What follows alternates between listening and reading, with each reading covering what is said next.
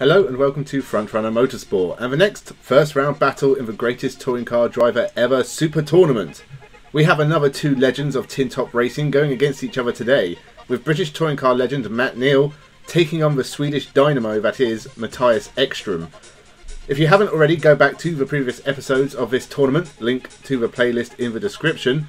Go to each video, leave your vote for your preferred driver in the comments and help them move on to the next round. We only have a couple of first round battles to go, so time is running out. Go vote and subscribe so you don't miss the next round.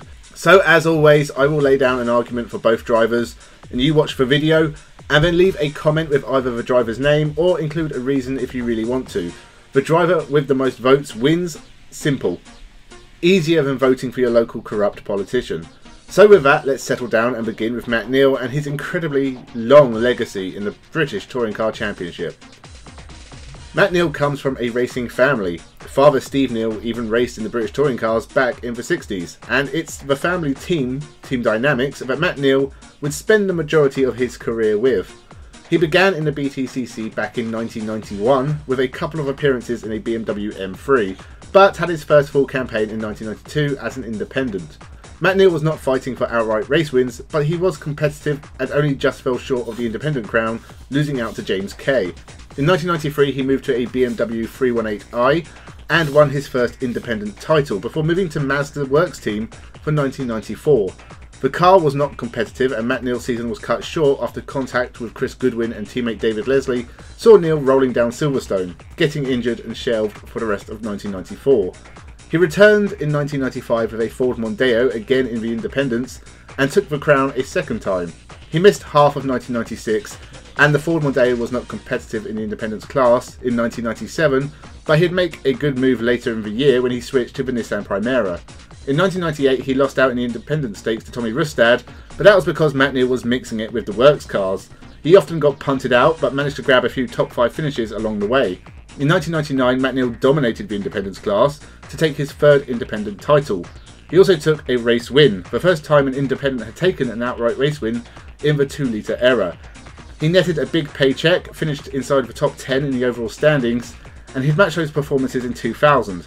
He'd only appear for a couple of races in a Peugeot in 2001, instead racing in the European Touring Car Series, taking a win there, before making a return to the BTCC in 2002, this time in an Egg Sport Vauxhall.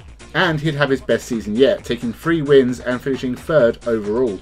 He'd switched to Honda Racing for 2003, taking 6 more wins but still only 3rd in the championship before moving back to Team Dynamics for 2004. In 2005 they'd moved to the Honda Integra Type R and Matt Neal would take 6 wins on his way to his first BTCC championship, taking 20 podiums in 30 races.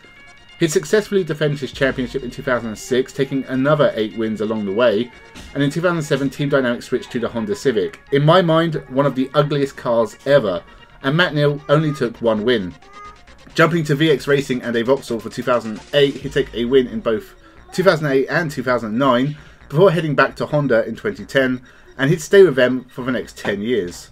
In 2010 he'd finish 2nd behind rival Jason Plato, reversing it in 2011 by taking his 3rd championship. He'd finished 2nd again in 2012 behind teammate Gordon Shedden, and this was the start of a downturn in form. In 2013 he would win 4 races and finish 4th overall.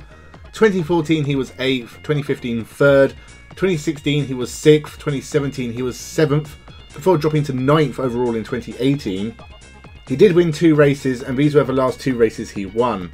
He'd finished 9th again in 2019 and then 11th in 2020, his worst finish since 2001 and worst finish after a full season since 1998. He retired before 2021 but did suggest he might come back. So far, no announcements regarding that.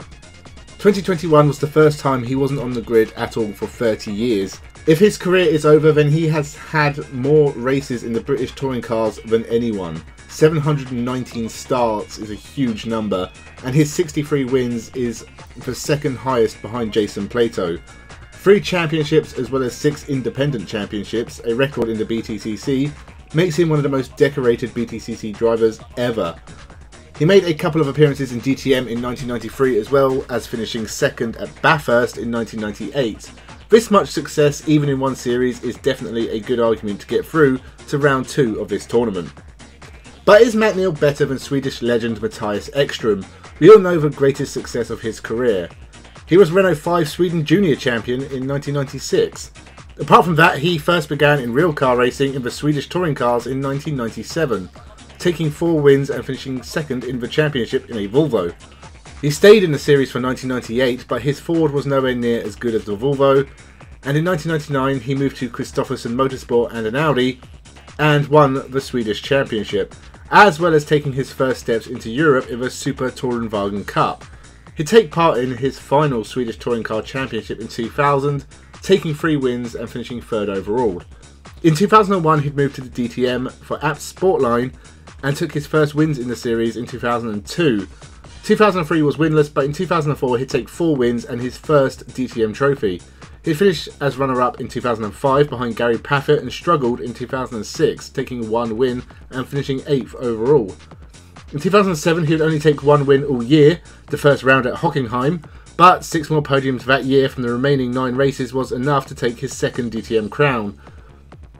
Ekstrom would take 3 wins in 2008 but only finish 3rd. He'd only take 1 win in the next 2 years and finish both 2009 and 2010 5th overall in the standings. He'd bounce back to 2nd in 2011, taking 3 wins along the way, but would ultimately lose out to Martin Tomczyk. The next 2 years would be completely winless and disappointing in terms of the championship, finishing 6th in 2012 and 7th in 2013. He'd finished 2nd overall again in 2014, this time behind Marco Wittmann, but took his first wins in 3 years and would be competitive in 2015, rounding out the year 3rd overall. After another poor year by Ekstrom standards in 2016, only finishing 7th overall, he'd have one last full-time DTM season in 2017, taking a final win at the Red Bull Ring in Austria, and finishing 2nd overall for a 4th time in DTM, behind René Rast, but only losing out by 3 points. Ekstrom had his final DTM races to date with 2 drives in 2018, but given he didn't finish higher than 16th, it was probably best to sit out for the rest of the year. Outside DTM, he has made appearances in NASCAR and in Australia, as well as appearing in the WRC, winning the World Rallycross Championship, competing in Extreme E in 2021. He has also won the Racer Champions Champion of Champions crown 3 times. Ekstrom is a man of many talents, but is his 2 DTM titles enough to secure your vote over Matt Neal's 3 BTCC championships? Leave your vote in the comments below. Honestly, this is a lot tighter than it appears on paper. Whilst Mattias Ekstrom has had an astonishing career with multiple achievements, Matt Neal has been a competitive part of the British touring cars for the last 20 years. So who is better? Leave a name of your chosen driver in the comments below. Leave a reason if you're feeling fruity. Remember to go back to the previous episodes and leave a vote there. You are running out of time now, with only 1 more first round tie set for next week. Playlist linked in the description. Leave a comment on each one if you haven't. If you subscribe, you won't miss the next round either, and you don't want to miss out. And with that, leave a like and tell your friends. Thank you for watching, and have a good one.